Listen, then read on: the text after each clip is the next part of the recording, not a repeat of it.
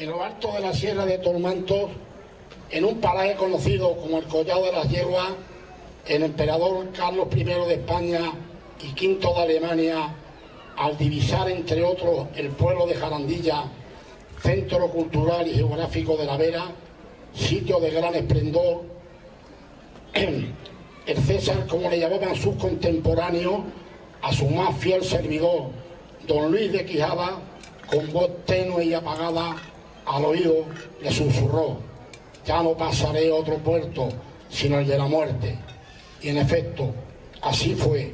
Esto ocurrió el día 12 de noviembre de 1556, y el día 21 de septiembre de 1558, el César Carlos I de España y V del Sacro Imperio Romano Germánico entregaba su alma al Altísimo.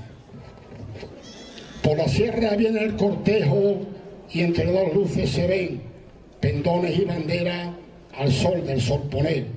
Camino de Jarandilla un día al atardecer, regatos y gargantones cruzan de finísima agua correr, pura y cristalina, de dulce frescura al beber. Cuatro mozos de la sierra que veratos son al nacer, por un requitueto camino al César han de traer. Llegan al puente de Palo, precioso lugar de ver. Solo queda media legua, ya el castillo se ve, y en su almena la más alta antorchas pusieron ayer, y lumbreras y chimenea no paran de arder, para calentar el cortejo que frío han de traer. Pues ya la pardilla empieza entre dos plumas a caer. Su lugar de ver, disfrutar en su deleite de los frutos coger, de lima y limonero y de naranjos también, que en la entrada del castillo hoy todavía se ven.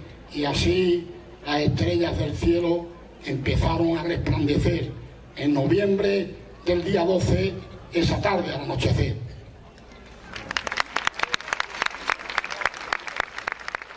Para celebrar que está usted aquí, voy a ir diciendo las piezas que vamos a ir tocando. Son todas piezas clásicas, algunas más conocidas que otras, pero todos estos alumnos que han venido, por un lado los de Madrid y por otro lado los alumnos de aquí, de Jarandilla, han trabajado mucho para poder ofrecerse.